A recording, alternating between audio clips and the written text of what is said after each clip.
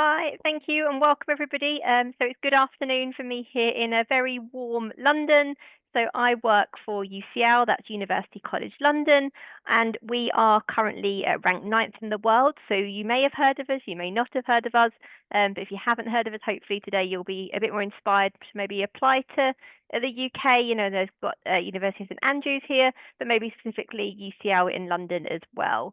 So we are the UK's largest university. We have about 55,000 students currently studying with us, studying at undergraduate level over 400 different majors in lots of different subject areas. This ranges from the arts and humanities, things like classics, history, English. We then have lots of different social sciences available, things like geography, anthropology, archaeology, politics, international relations. And then we have lots of different sciences available as well. So sort of biomedical sciences, neuroscience, psychology, chemistry, physics, mathematics, statistics. So at UCL, you would join a really sort of diverse student body. About 53% of our students come from outside the UK. So you would be joining a really international university situated right in the heart of London. So we're an area of London called Bloomsbury, which is sort of the intellectual quarter of the city. It's where sort of lots of writers like Virginia Woolf used to base themselves. And it's a really green, walkable part of London. We're about a 5-minute walk from the British Museum. So if any of you have ever had the chance to visit London, you might have walked right past our doors without realizing it. And it's a really sort of central part of the city, very, very walkable, really, really safe. And it's such a lovely place to sort of think about your studies. As we go through, I think I'll probably let the others introduce their universities first, but I'm happy when we come back to talk a bit about the application process. As applying to the UK is quite different from sort of other parts of the world. We do have a centralised admission system, a bit like the Common App, but it is slightly different from that. But yeah, I think if I let all the others introduce their universities, and then we can talk a bit about the admissions processes for each sort of different country. So, John, you're next on my screen. I don't know if I want to hand over to you. All right, that's absolutely fine. Thank you, Fiona. My name's John Wells with the University of St Andrews in Scotland. And I think you have probably chosen two UK universities that couldn't be more different in many respects because St Andrews is 10,000 students in a town of 20,000 people. 600 years old. It takes about 25 minutes to walk from one end of town to another. And we actually don't have a campus, we have a town because of how old we are. University buildings sit next to private residences, shops, cafes. Our 10,000 students, about 40% are international, so creates a really unique community. And I always have to remind my colleagues in England that the UK does not have one education system, that England, Wales, and Northern Ireland have one, and Scotland has another. And we can go a little bit into that and some of the differences in the application process when we go through that part. So I will hand it over now to Giancarlo. Let's jump down to Spain. Hi everyone. Hope you can hear me. I'm like joined from two different devices at the moment. Had some audio issues, but anyways, hi. My name is Giancarlo Silva. I am the associate director for undergraduate programs for IE University. IE University is based in Madrid and Segovia in Spain. So I'd say maybe a bit warmer from our neighbors in the north. Um, we originally started as a business school a little over 50 years ago. It's still what we're most known for, but since then, now we have a school of humanities, architecture and design, science and technology, so on and so forth. We're around 7,000 undergraduate students, 86% of which are international students coming from over 160 different countries. So very diverse student body. We very much pride ourselves in a very hands-on approach with our curriculum. The application process is actually very similar to how it would be here in the US with a few tweaks, but we'll get into that in just a bit. But thank you for having me.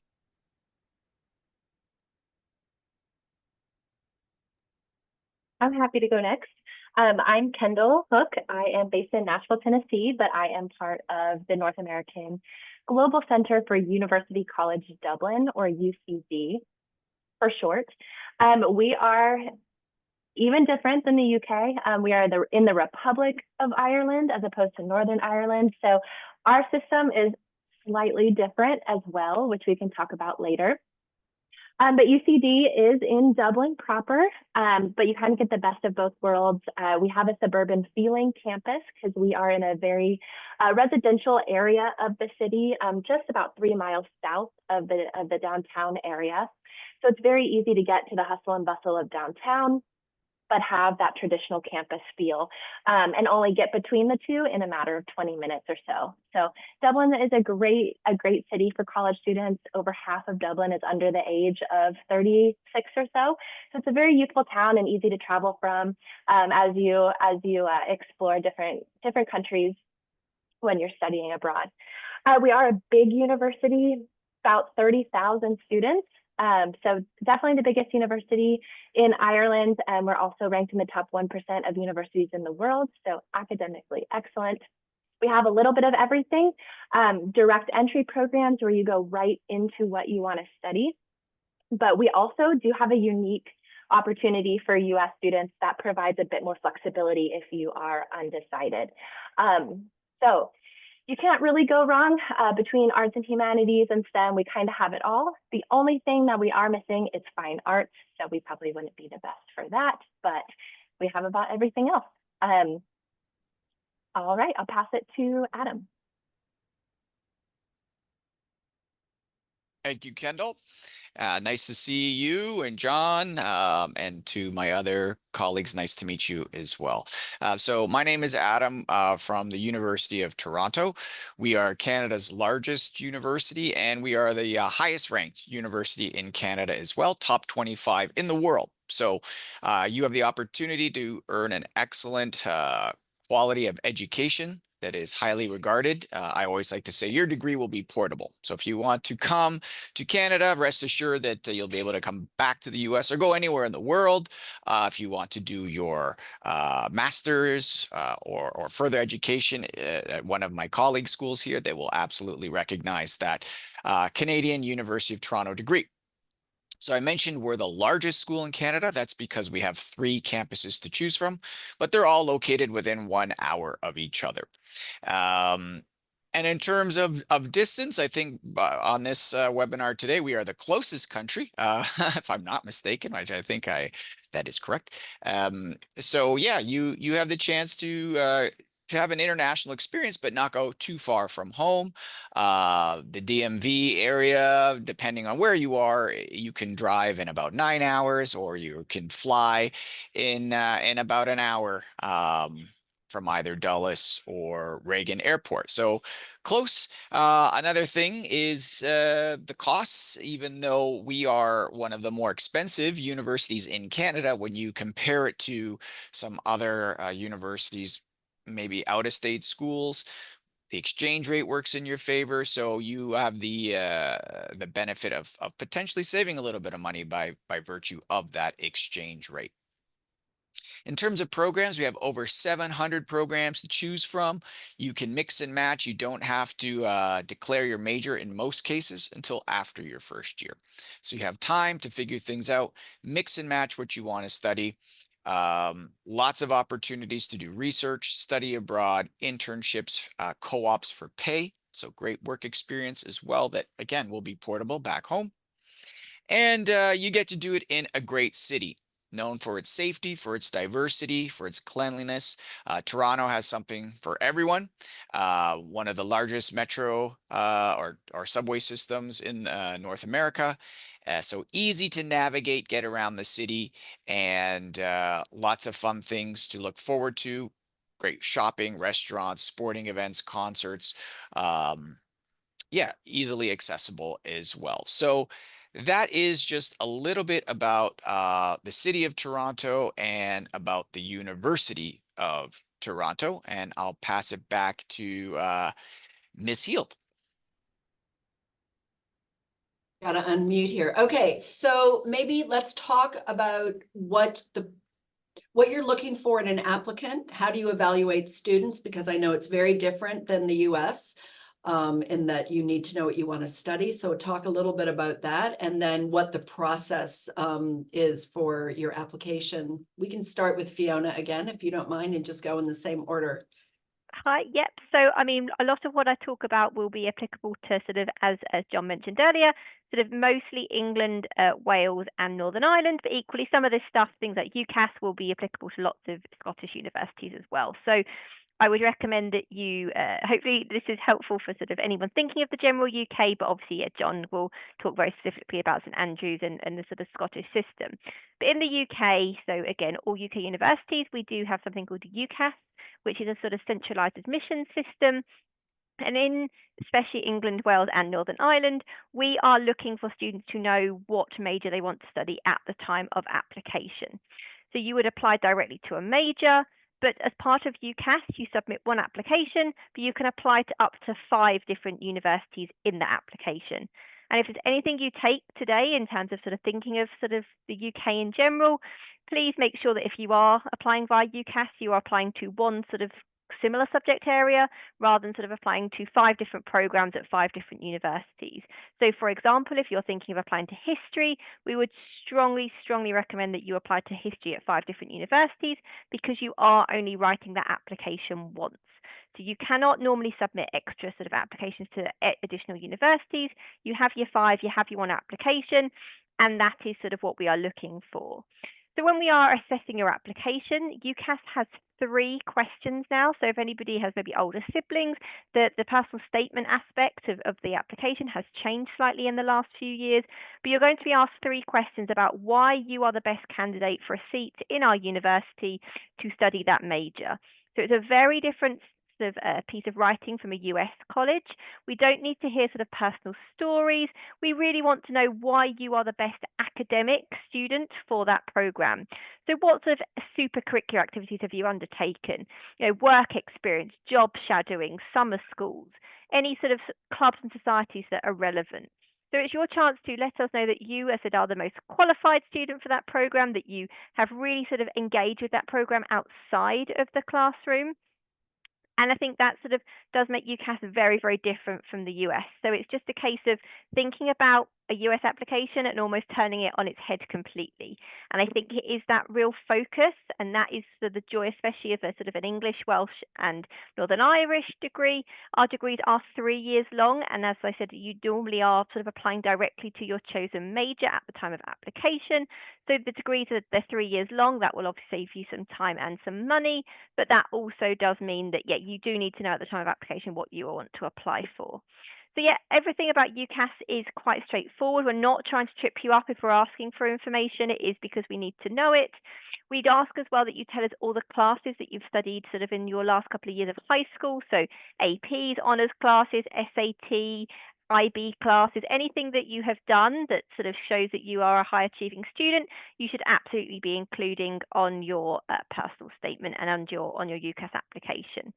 So I said that I think it is quite straightforward. Obviously, if you've got any questions, I'm really happy to answer any sort of more specific questions at the end, but I want to make sure there's enough time for the others to jump in. So John, you've probably got some different things from sort of the Scottish and St Andrews perspective, but yeah, that sort of general information should apply to most of the UK. Yeah, and I can certainly build on what Fiona has said, because it's absolutely correct that we are looking in applications why you want to study the specific subject you're applying to. So Scottish universities, like the rest of the UK, you apply to a specific subject. The difference is Scotland has a 4-year higher ed system, not 3-year. So in your first 2 years, you will take multiple subject areas, and it is possible to change your degree to some extent. I would not recommend it. When a student comes to me and says, I can't decide if I want history or physics, I will say that's absolutely great. You want to stay in the US if that's your choice. But if you can't decide between history and English, for example, Scotland can be a really good option. And I know throughout the UK, there may be some flexibility in that 3-year to change to things very similar. But Scotland, there's a lot more flexibility that given that we are a 4-year and that any subject you take in years 1 and 2 can be your degree for years 3 and 4. So that really is the academic structure that differentiates Scotland.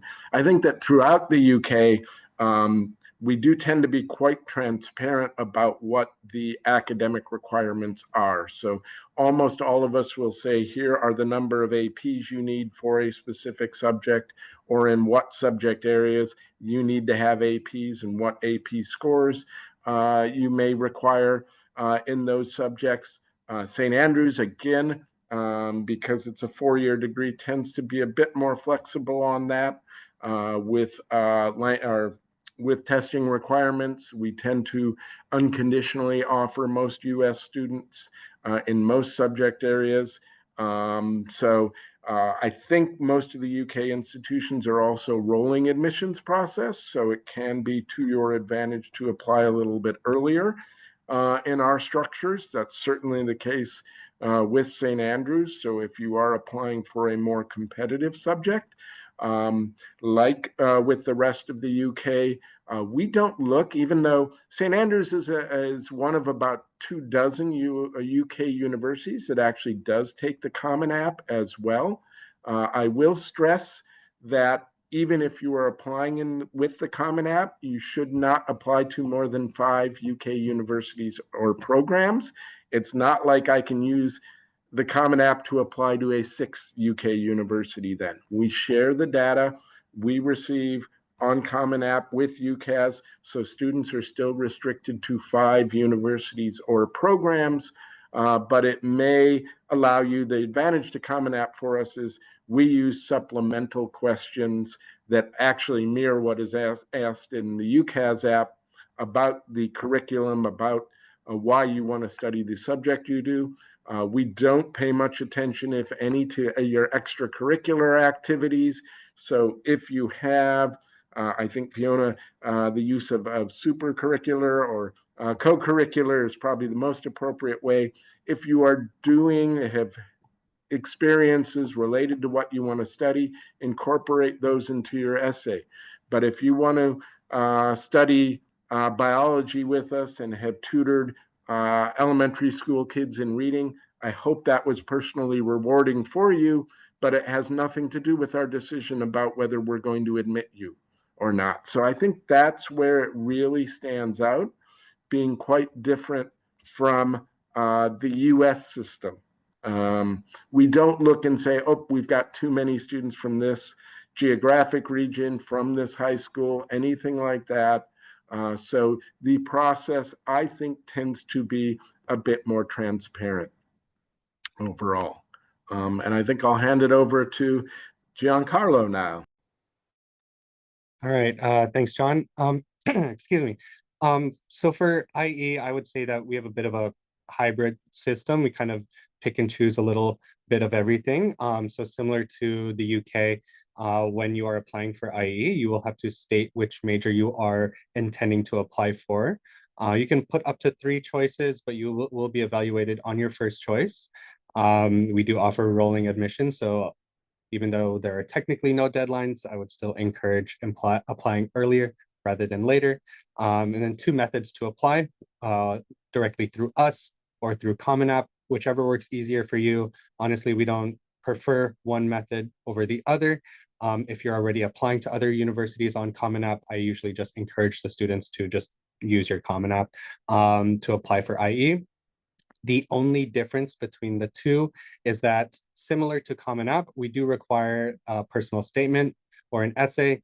However, we do give students the opportunity to do a video essay in lieu of a typed essay.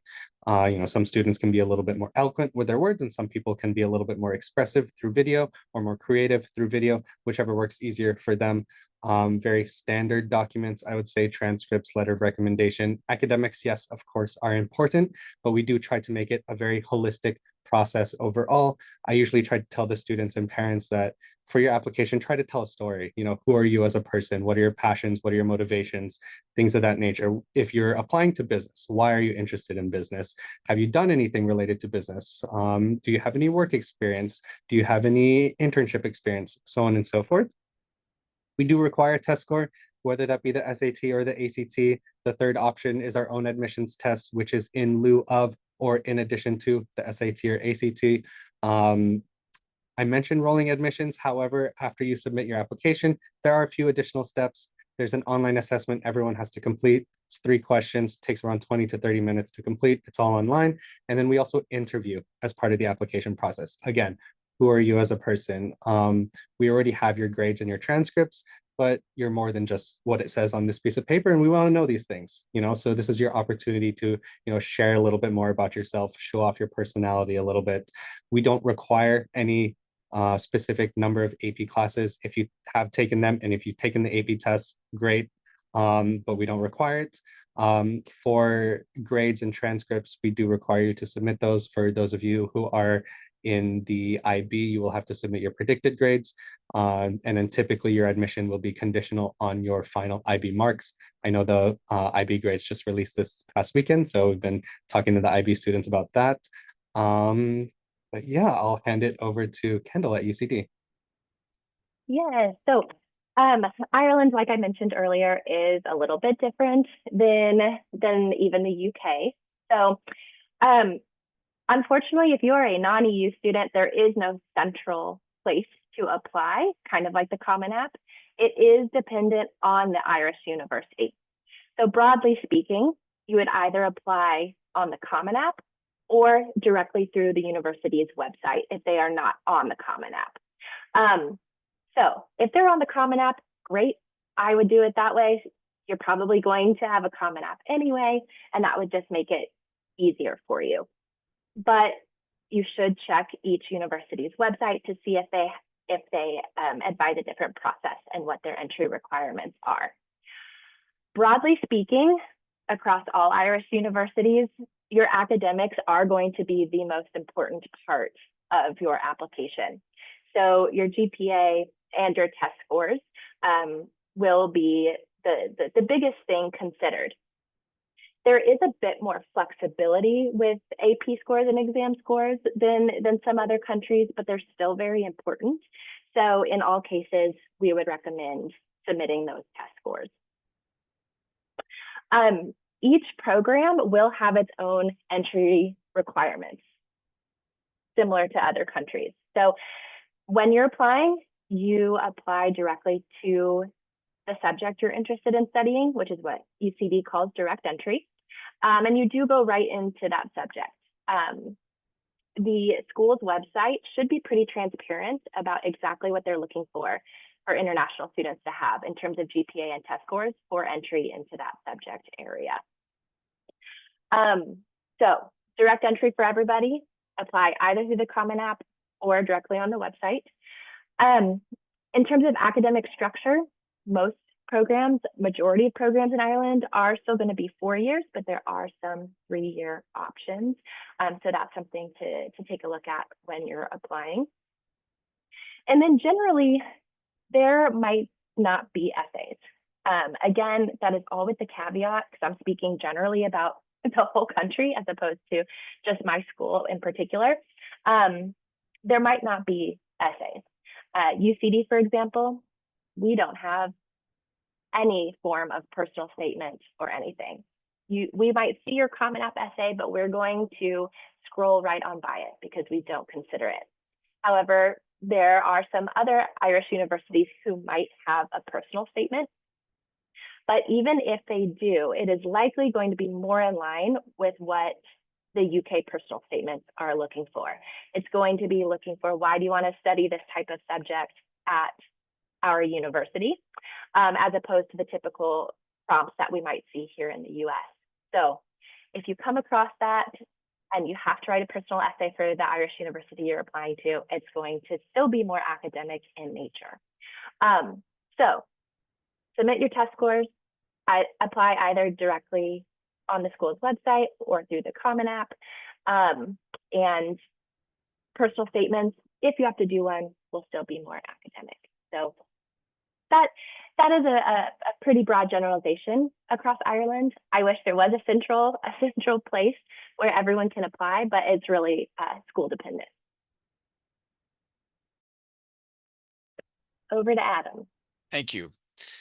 So yeah, there's a lot of differences, obviously. So don't feel overwhelmed if you're watching this now, because it will become much clearer. So rest assured, this process will be simplified for you once you start to narrow down your search. So in terms of Canadian universities, it is also a little bit different than the US, but I would say most it would be more similar than not. There are some universities in Canada that do work with the Common App, and you can apply directly through there. Most will have their own website in which you can apply to. So you just go on the website, Google how to apply to X university, and it's going to bring you to their link. And yeah, it's pretty straightforward. I'm going to focus primarily on University of Toronto because that is obviously my area of expertise, but we are located in the province of Ontario. So we have a common application called the OUAC, Ontario University Application Center. So for all the universities, there's over 20 in the province of Ontario, we will use this common app, which is not part of the common app you'd be familiar with. It's the Ontario version, but it's also much simpler. So that's the good news. In most cases, we are looking just at your grades and not your extracurriculars, and you won't have to write essays and you won't have to do interviews. So it's really not a holistic focus. Again, it depends on which school you apply to because they may ask for something, but not the requirements of the Common App per se. For us, you can apply through the OUAC. But if you also think, well, I'm only interested in applying to Toronto and not any other Canadian schools, we have another option for you, which is through our website. And that just means you can apply to U of T choices. It saves you a little bit of money as well. So there's two options for Toronto, going through the OUAC or directly through our website. For most programs, as I mentioned, it's purely grades that we look at. So another thing that's going to make it easy for you when you do decide to apply, on average, it takes students about 15 to 20 minutes to submit the application because it's 2 steps. And step 1 is more or less just biographical. Who are you? Where are you from? What do you want to study? Submit the payment, and you've successfully applied to the university. Step 2 is waiting for us to acknowledge your application, where you'll get access to our portal, and we're going to list the documents that you need there. But for DMV students, super easy. You're going to send us your transcripts 9 through 11 first, and then you're going to send us your grade 12 mid-year report. If you're an IB student, your predicted results. And then there's one more form you're going to click. It's called our self-report form. You open that, list the courses you took in year 11, your final grade, and then scroll down to year 12, input what you're currently enrolled in. So when those mid-year or predicted results become available, you input your scores there. And that's it. You're not going to be asked for essays, interviews, extracurriculars, etc. We have some programs that are a little more selective, like engineering, computer science, business, commerce, for example. Those will have a supplemental. And those you'll be able to expand on your extracurriculars, your leadership, etc., by virtue of an essay and in some cases a video response that you'll have to provide. But the vast majority of our programs are purely grade. So that's what makes applying super easy, and the assessment as well. We're test optional, so we don't require the SATs, but if you want to send those results, you're welcome to. We are a 4-year degree institution as well. And in most cases, as I said, you won't have to declare your major until after your first year. So this gives you time to figure things out or to stay in that area you originally thought. But if you don't like it, you have the option to switch out. You're not locked in. It's flexible. And if you want to double major in arts and science, no problem. If you want to be an engineer and minor in music, you can do that as well. So there's literally hundreds of combinations that you could pursue, and you have that time, that flexibility to decide. So we recommend you submit your application by November 7th, conveniently after the November 1st deadline that you'll become very familiar with. So if you set aside 15, 20 minutes in the month of October, let's say, you will have successfully applied early to us.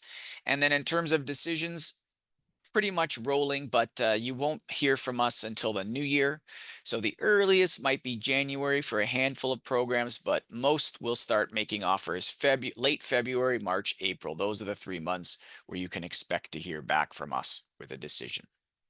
So again, it varies from institution to institution in Canada, but the main difference is most schools tend to focus more on your academics as opposed to those extracurriculars and essays, etc. But you always want to check, and I'm happy to answer any questions that are specific to University of Toronto.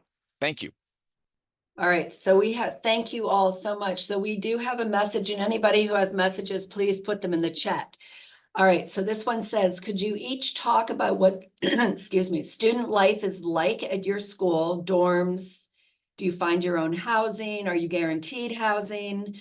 Are you in a big, small city, sports clubs, etc.? So just generally about student life and dorm life, etc. I can. Oh, sorry, no, please, I've gone first every time. Adam, please. Yeah, thank you. Yeah, so we do guarantee housing for all first-year students, and that's very common in Canada as well. Beyond the first year, it's not guaranteed, but it's certainly possible to stay on in the residence. Excuse me. I would say that the culture here, specifically at U of T, is after a year or two on residence, a lot of students opt to move off by choice, and that is because it can be cheaper. So after first or second year, now you have your network of friends. It's pretty easy for you to say, hey, do the four of us want to split rent, save some money, just be a short walk from campus or a short subway ride from campus, and then have that flexibility of knowing when classes end in April, you can come back to the DMV for the summer and then know that your apartment or house is waiting for you without having to move all the time. So that's what a lot of students will opt to do instead of staying on the residence. But most certainly first year guaranteed, so you've got your space and then you can decide from there. In terms of student life, we're located in the largest city in Canada, one of the largest cities in North America, so there's tons to do. As I mentioned in the beginning, you're a short transit ride to get to the concert stadiums, the sports stadiums. There's museums, great restaurants, shopping, events that are walking distance, or a short subway ride. You'll see a lot of our students have bikes, or they'll use the bike share program to get around. We have over 1,000 student clubs and organizations for you to get involved with. So without going through all those now, I just generally will tell you that big city, big university, lots of extracurriculars, lots of fun things to look forward to, but also great opportunities academically to do research, internships, etc. So that's just a little bit about us, student life and dorms, and now I'll pass it along. Thank you. Go ahead, Fiona. Yeah, probably haven't actually got too much extra to say to Adam. Obviously, Toronto and London, both very big cities, lots of sort of things going on. At UCL, we have over 400 different clubs and societies. That's including 70 different sports teams, lots of different interest societies. So, for example, we have the US Politics and Law Society, which is new this year, through to the Taylor Swift Society, the Bubble Tea Society. The joy of the UK in general is that normally these societies are run through the Students' Union, which is a sort of organisation run by students for students. And certainly at most universities, if a club or a society doesn't exist and you want to set one up, you absolutely can do that. So as I said, new ones are always coming along, new interests, new different things. And then, I spoke a bit about London at the start. We are sort of a global city, really, really easy to get to the rest of Europe and to the UK as well. So, we will have students, going off to Edinburgh for the weekend. They'll, Google the cheapest flights and end up in some far-flung city they've maybe never heard of. So certainly, we will expect you to work hard, but, the UK is such a sort of central point of sort of travel for the rest of Europe that, wherever you go in the UK, you will find that, you will be able to very easily get around different places, try different things, try different sort of countries, different cultures. And I think that is sort of one of the really, really sort of key aspects of the UK in general. So, Yeah, not said too much to add to Adam, you know, big city, lots going on, but yeah, just to add about the UK's location. And I don't know, John, if you want to talk a bit about sort of some of the places St Andrews students get up to. Yeah, I'm probably the outlier here because St. Andrews is such a small town, although I do always emphasize to US students who tend to think of a small campus town as someplace pretty remote. If you don't have a car, you're kind of out of luck. That is not the case, and this would be true of any UK or Irish university, certainly, that I am aware of, that public transport does exist. We have direct bus lines to the Edinburgh airport. You can get to Dundee in 30 minutes to the north, to Edinburgh just about an hour to the south. You can go walking along the shore, the beach for 5 miles, walk into the next little fishing village, grab a local bus back up to St. Andrews. So you are not isolated in any way, but you are part of a very small campus and kind of community. As I said, town of 20,000, with half of that being students. If you're worried about is there enough to do, anytime you put 10,000 18 to 25-year-olds together, there's plenty going on through clubs, societies. Athletics are certainly an option, sports, although I will emphasize that sports are about participating, not observing. And I think, again, that tends to be true in most places. About 25% of our students are active in sports, anything from intercollegiate to club to intramural levels. It's a much more open culture in terms of being able to participate in sports overall. And we play an awful lot of different sports. So for Americans, almost anything that you would play here, with the exception of American football, wrestling, softball, and baseball are the big three I can think we don't have. Almost everything else, including ice hockey, we do have as an option. So if you want to participate, it's a great place. If you think of that experience of being in a Big Ten or SEC school where 20,000 students go to a football game on a Saturday afternoon, not going to happen. Probably not the kind of place you want to be if that's what you want out of your university experience. We guarantee housing for the first year, and about probably 3/4 of our students move into private accommodation after the first year for all of the reasons Adam mentioned. But about 25% do stay in university housing for all 4 years in our case. So I will hand it over to Giancarlo. All right. So we don't require students to live in the student housing. In Madrid, our tower campus is all integrated in one building. Fun fact, it's like the third tallest campus in the world. So everything is there. So except for the dorms, so your athletic facilities, the auditorium, all the classrooms, workrooms, it's all in that tower except for the dorms. These dorms are usually within walking distance of the tower. If not, it's a short metro ride within the like county or Comunidad de Madrid. There's like a youth transportation card. It's 20 euros a month. You could get unlimited metro rides, bus rides. So it's pretty easy to get around. I will say for our Segovia campus, so we have 2 campuses, one in Madrid. It's the capital of Spain. It's very metropolitan city. And then our Segovia campus, about an hour and a half north of Madrid. It's much more of, I would say, a traditional college town or college campus that you would find here in the US. You're much more surrounded by nature. You have a little bit more room to breathe, a little bit more room to stretch out. The student population there is a bit smaller. So when students are applying, you're applying to 2 things. I mentioned the major earlier, and then the second is going to be the campus. We do offer all of our majors on both campuses. But if you start in Madrid, you'll do all 4 years in Madrid. If you start in Segovia, you'll do 2 years Segovia, 2 years of Madrid. Regardless, everyone finishes in Madrid. We do have dorms on campus in Segovia, and then other student residences within a walking distance.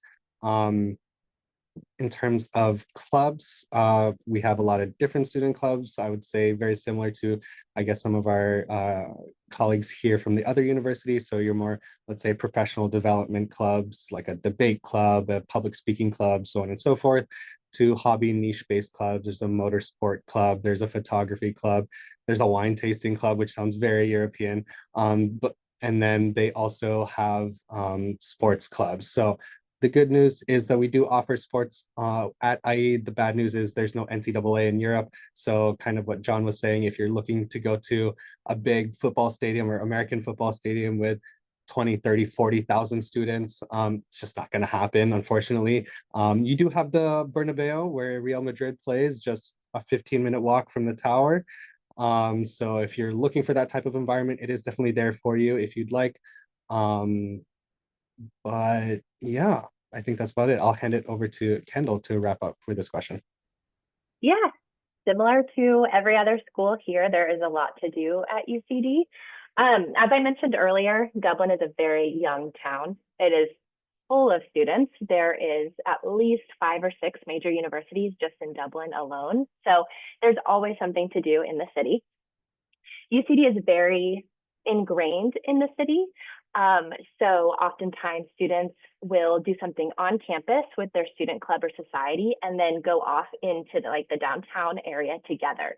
So if you're a student at UCD, you have that central hub of kind of being like a US style of campus. You have that central hub of activity, but you will get to know the city of Dublin incredibly well. It's great to travel from.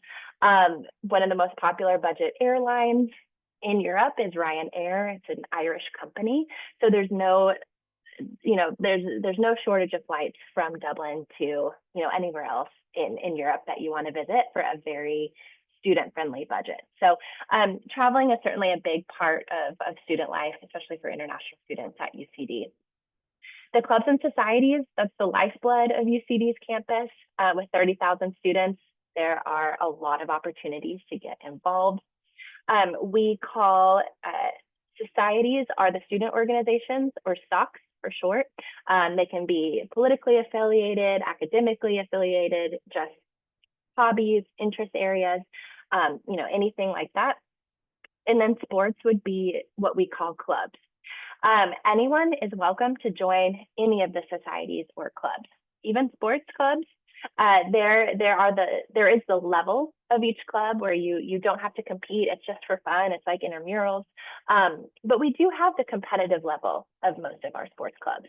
Again, it's not going to be like NCAA, and we don't recruit for sports, but you still have the opportunity to compete against other Irish universities, other universities internationally, big international tournaments, etc. For example, our women's lacrosse team, they went to Turkey last year for a big international tournament. Like, that's a really cool opportunity, even though it's not the same as you would consider NCAA sports here. So lots to get involved with. There's a student involvement fair every year where you can sign up for whatever you want. And it's a great time. And that's really the best way to kind of make such a big campus feel a little bit smaller and find your niche and start building those friendships when you get there, for sure. In terms of housing, we do guarantee our first year US students a housing place on campus for year 1. But similar to what Adam mentioned and really everyone else mentioned, vast majority of our US students do live in and around Dublin City after year 1. So that goes along with how much we're ingratiated into the city, because most students do live off campus after year 1, all around the city, and then commute to campus for their classes. Okay, thank you. I have a question. We were talking about money. Can each of you, if you know the dollar amount, talk about the cost of attendance at your university in US dollars? I want these kids to hear the difference. And Kendall, why don't you go ahead and go first? Sure, yeah. So I'd say for most of us here, it is going to be typically more affordable to go abroad than going out of state or to a private school here in the US, barring any scholarships. Of course, I know everyone's different, but that is a pretty big generalization. Also considering the cost of living in the city you're going. For UCD, if you are going into the arts, humanities, social sciences, the full cost of attendance for the year, including flights, accommodation, tuition, books, spending money for food, kind of the whole shebang, the whole sticker price expected, that'd be about $40,000 US dollars per year before any scholarships. If you're going into the STEM fields, it'll probably be closer to 45, 46 because the STEM fields have lab fees and slightly higher tuition. So we generally say 40 to 46,000 per year before any scholarships. I'll quickly mention, because someone else asked questions about scholarships, UCD does offer international student scholarships that range up to 7,000 euro off your tuition each year. That's based on your test scores. So it is incredibly beneficial for you to submit them. But I would say the average is anywhere between 3,000 and 7,000 off your tuition each year based on your test scores. So knocks it down a little bit. John? So St. Andrews, our cost of attendance is in that $55,000 to $60,000 a year range, and as Kendall said, that includes everything. That would be the estimated cost of attendance overall. I will warn students that exchange rates can play a pretty significant factor there, and the U.S. dollar has declined a bit of late. So what you may think is a small change of 5 cents between the pound and the dollar suddenly becomes a little bit more significant when you're talking about these kind of figures. So do be aware of that. St. Andrews, very, very limited scholarship money. I honestly will tell students if they're counting on institutional aid or have need-based aid, they're probably better off staying in the States. But if they're not going to be eligible for those and want to go to a highly selective university, some of our institutions can be a very cost-effective option compared to US. Any 529 funds or student loans are available too.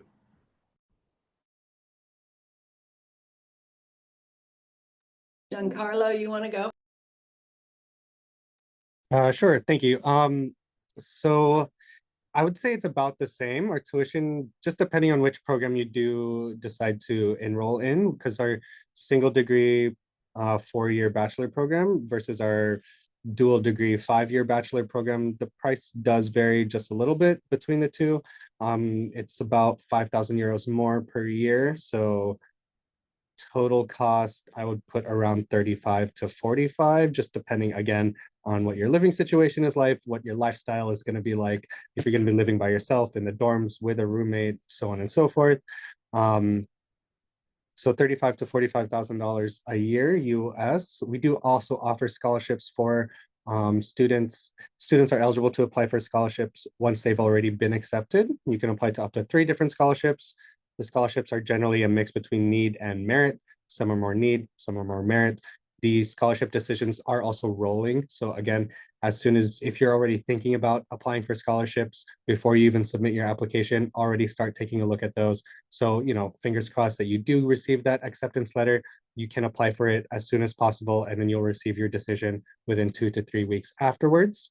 I will also mention we do offer one scholarship that is strictly based off of merit, which is our Academic Excellence Scholarship, which is communicated with the students, or sorry, to the students with their acceptance letter. So if it says it in your acceptance letter that you received the scholarship, great. If not, no worries at all. You can still apply for the scholarships afterwards.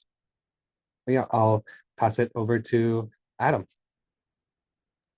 Thank you. Yeah, so the cost, of course, ranges from program to program, but generally speaking, it's around 35,000 to as high as 50,000 plus if you're an engineering student.